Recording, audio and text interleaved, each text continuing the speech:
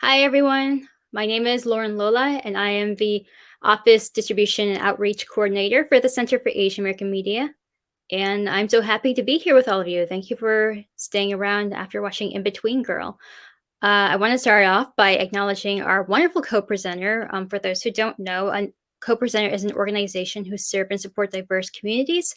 For this program, we would like to thank HAPA-MAG, soon to be called Mixed Asian Media.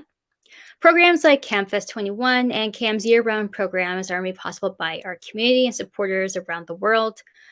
If you are interested and are able to, and you want to help us continue bringing these compelling, diverse Asian American stories to light, come aboard.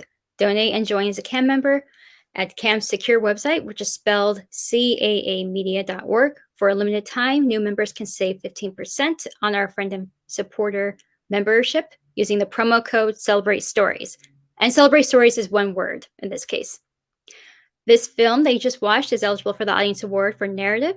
So if you love it and you want to see it win, please vote for it. You can click it. There should be something above the video player that can let you vote for it. Winners will be announced after the festival wraps up. You just watched In Between Girl from director Mei Makino.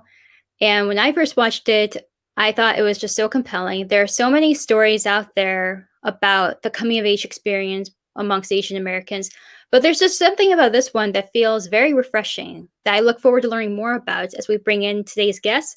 Please welcome writer and director Mei Makino, actor Emma Galbraith, who plays Angie, and cinematographer Ivy Chu. Hi, everyone. Thank you all for being here. It's lovely getting to see all of you. And congratulations on the film. I wanted to start off by asking Mei, how did you come up with the idea for the film? Thanks so much for having us, Lauren. We're really happy to be here.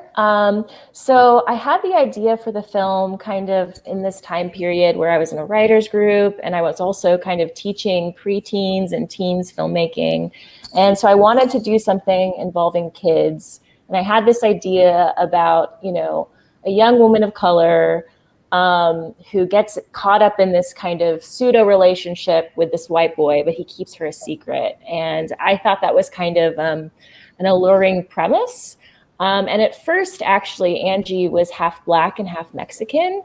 And it wasn't until we held auditions where we decided to kind of audition anyone who was non-white when Angie became a mixed race Asian, because we cast Emma Galbraith. And once I cast Emma, and William Magnuson, who plays Liam, I was able to do kind of a whole rewrite of the script to really kind of tailor it to them and their voices. I even used some dialogue from rehearsals and auditions we had with them. So they were really instrumental in making those characters and the story what it is. That's awesome. It sounds like they had a big hand in the development of the overall script. Yeah, for sure.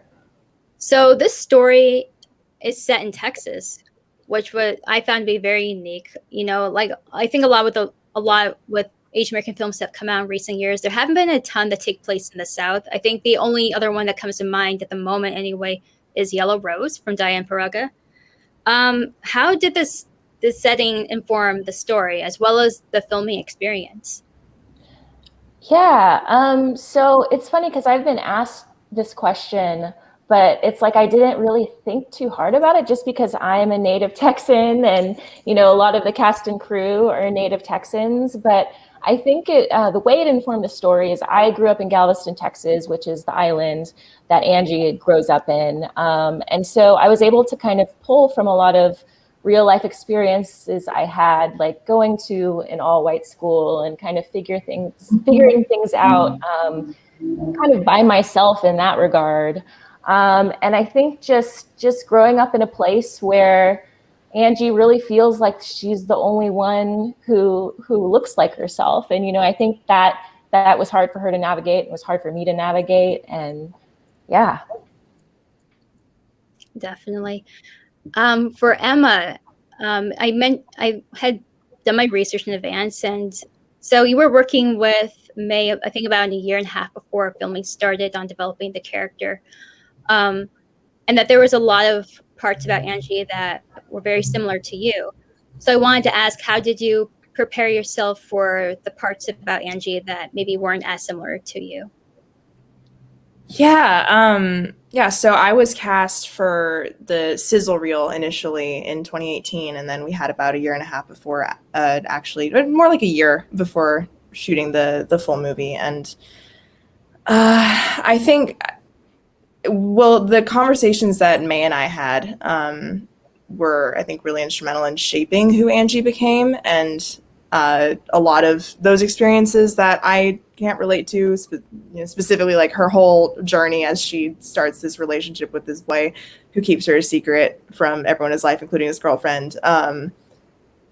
Honestly, I watched a lot of movies, did a lot of journaling, really. Also, Angie's a soccer player and I'm not a soccer player. And so there are a lot of these little details in her life that I really tried to, um, writing, I think, is what really helped me understand her a little bit more in those specific details of her life that made up who she is, that's different from me, because there are a lot of details in her life that are very similar to mine, that were taken from these conversations that May and I had. But it took a lot of writing and deep thinking and sort of imagining who she is as this real full-fledged person to hopefully bring her to life in the way that I wanted.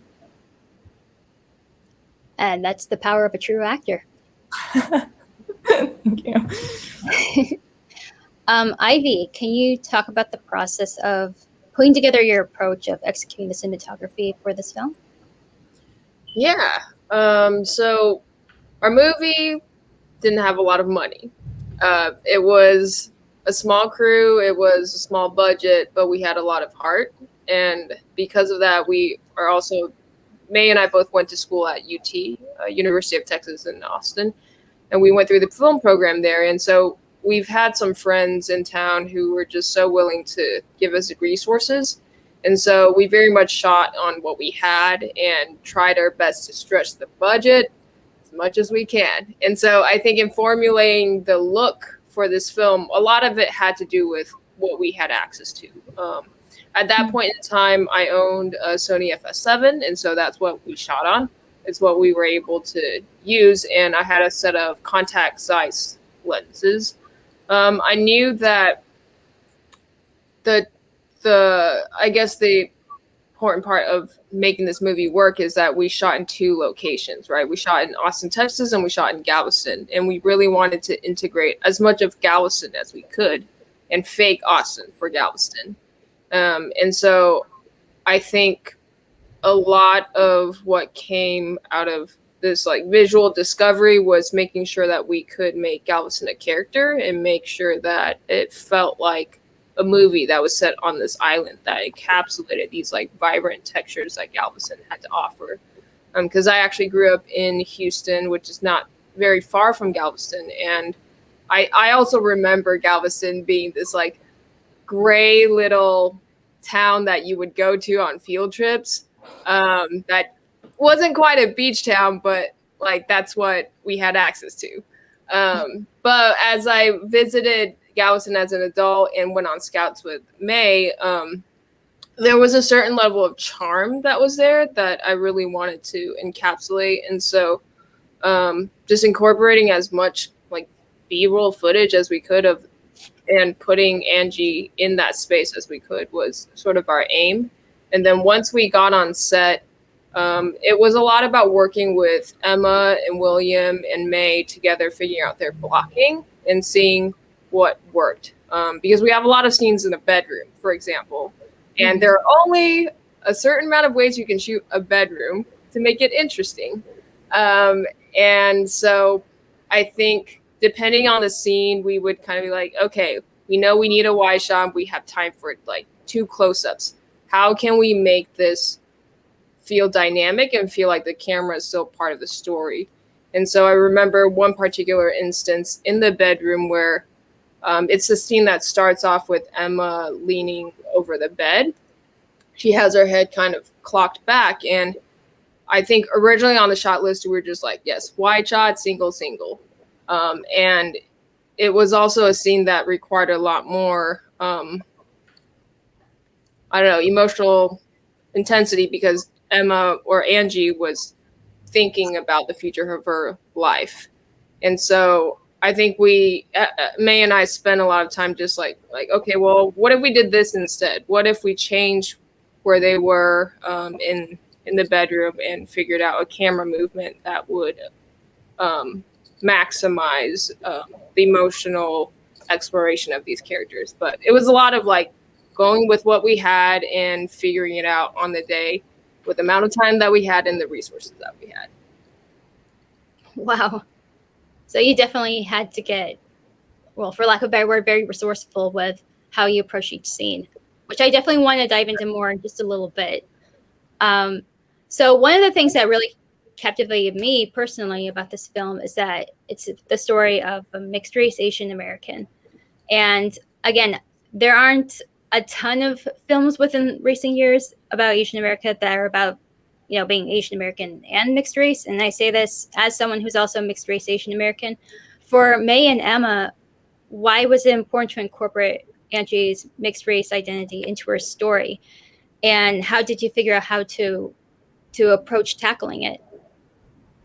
Yeah, I think for me, I mean, I think the story is all about identity. And something, you know, it's just Angie figuring out who she wants to be and who she ultimately is, right? And so, you know, growing up, my racial identity was always very confusing to me because I had lots of people telling me, you know, you always hear you're not Asian enough or you're not white enough, and you're always kind of between these poles. And so figuring out who you are, and I can't speak for all mixed race people, but for me, it was like a very confusing thing. And I thought that that element would be something kind of interesting that I hadn't seen before to put underneath kind of this young woman's coming of age. It's like she's dealing with boys and she's dealing with drama at school, but she also has this kind of underlying tension of not knowing who exactly she is, but ultimately figuring it out along the way. Emma? Yeah, first I agree with everything you said, and it's also interesting to when you're a child of two parents and one of them has, you know, say is white and has generations of their family in the U.S. and then you have another parent who's an immigrant and all of their family is in a completely different country across a giant ocean. There's who do you go to when you're growing up and learning about yourself and learning about your heritage, and there's only so much communication you can have with half of your family and half of who you are. And for me, at least, that was movies. A lot of movies, especially when I was younger, movies about Asians. But at the same time, a lot of those movies aren't about, like you said, mixed race Asian American people. They're, you know, about people who grow up and live in China, or you know, immigrants, but there's not quite that experience that you see as much, that specific experience of being an Asian American child, especially, and having to grapple with figuring out who you are, like May said, while you have these limited resources of people to help guide you through that process. So that's one of the reasons why this movie is so important to me, because I would have loved to, this movie would have been my Bible when I was 6. And yeah, I think that's what makes it really special. And also for Texan Asian Americans as well. There's the Asian American community in Texas there's this very, I think there's a lot of facets to it, but it's hard to be mixed race Asian American in that community sometimes, especially in a place like Texas, because again, there's sort of this isolation a lot of the time, and that you have the white communities that exist in Texas, and then you have the Asian communities that exist in Texas, and a lot of the time there aren't communities of mixed race Asian Americans that you can go to and learn with and grow with. And so I think for Asian Americans and mixed race Asians in Texas, that's also, I'm speaking for myself personally, because I am that. I think it's hopefully a movie that will speak to a lot of people. Yeah, for our audience, we were talking before this, and I was saying how it definitely resonated with me. And Emma, I think that's a great way of putting it, as describing it as kind of like a Bible in that regard. So this is a question for everyone. I had read that this was shot in 15 days. Is that correct? Wow. Okay, so can we go around to everyone and ask, what was it like to shoot this film in that short amount of time? I am just going to start off by saying that we had a phenomenal crew who worked their butts off. I have to say that Ivy is a genius. And like she was saying, she's being very humble about talking about the shot lists and things like that. But every single day I would have like 8 shots and Ivy would be like, we have to get this down to 4. How can we do this in a smart and interesting way? And she would always deliver. So a lot of how we got through the 15-day shoot was Ivy and her teams pushing through. Secondly, our actors were incredible. I did not really allow more than 3 takes because I knew we would have to move on. So they really, I think it would be crazy if I went to 7 takes, which was maybe 1 time. So they nailed it every time. And in certain cases, there would only be 1 shot of coverage. So the fact that they were able to do it so well, and not have the crutch of, oh, the editor can just cut around this, was so helpful. So I would say the reason we got through the 15 days was because of our crew and our cast being so great at what they do. And our director. It was a collective effort. I mean, Emma and Ivy, can you speak from your own perspectives as well? Emma? Well, I mean, I was not involved in the I can't even imagine what it must have been like to plan for that short time. But echoing Mei, the crew absolutely killed it. And honestly, it was interesting also being my first feature film experience. So I don't really have anything to compare it to, but just the way that everyone was able to fit everything that we had to do into that amount of time and cut losses when we could, but also gave space when we filmed the takes to have each moment be hit as emotionally impactfully as it needed to be. That was incredible. It was just the whole set just had great vibes all around. And I think that also really helped because we didn't get sick of each other. And it was really, really nice, and everyone supported each other through it because it was, again, a 15-day shoot over a period of 19 days total. So I think big props to the crew, and I think just the emotional space that folks gave to the storytelling was incredible for the amount of time that we had to do that.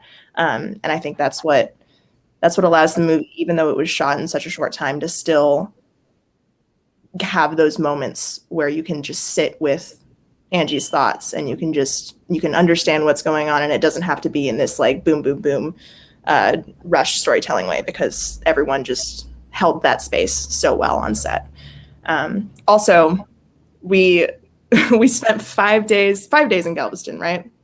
It was 5 days, yeah, and we all of us just boarded in Mei's parents' house, and that was a whirlwind. So that's one of my fondest memories from that shoot, for sure. It's just all of us grinding in the same house, getting it done. Yeah. In the summer. Galveston, humid summer. But I mean, echoing what Emma said about having good vibes on set, I think that's something I need to give major props to Matt, our producer and AD, as well as Mei, our director, because so much of making a film, especially on an indie scale, is creating a community that allows for the space for creativity and for art and for collaboration. And outside of just hiring good people to be on board, not just in the way of talent and technical ability, but just people who want to support each other. I think that was most crucial of all, because we could have had the most talented technicians in each department, but it wouldn't have made the movie that we made. And not to say that our our crew was not the of most excellence, but I think ultimately it was about like the love we had for each other and the care we had and passion we had for the work that we were doing, which is to tell a really important story that is not very often told, that meant a lot to May, to me, to Emma, particularly from a personal background of coming from an Asian American background. And so I think ultimately that's what pulled us through. You know, we didn't mention the pickup days we did like right before we had to submit for South by Southwest this year. You know, we did a couple of those days, and that was very much like pro bono, low budget. We just like knew that it would make the film so much richer, and that's because of our community. That's awesome. I mean, props to your crew who can't be here, but like I am so impressed by the commitment of everyone of making this film what it is now. I'm being told we have 2 more minutes, which is unfortunate because I could keep going for like another hour. But so where can people follow the film going forward? So the best place is www.inbetweengirlfilm.com. You can see all of our social media links, and there's also links to press we've done so far. Awesome. Well, thank you everyone for being here. Thank you, May, Ivy, Emma, for being here today to discuss In Between Girl. The film is great, and congratulations on it. And I can't wait to see where it goes next. Thanks so much, Lauren. Thank you. Well, that just about wraps it up. You just watched the Q&A for In Between Girl. Thank you so much again for sticking around. Again, if you want to see this win the Audience Award for Narrative, again, you can vote by clicking the link above this video player. With that said, thank you so much for joining, and please enjoy the rest of the festival. Take care.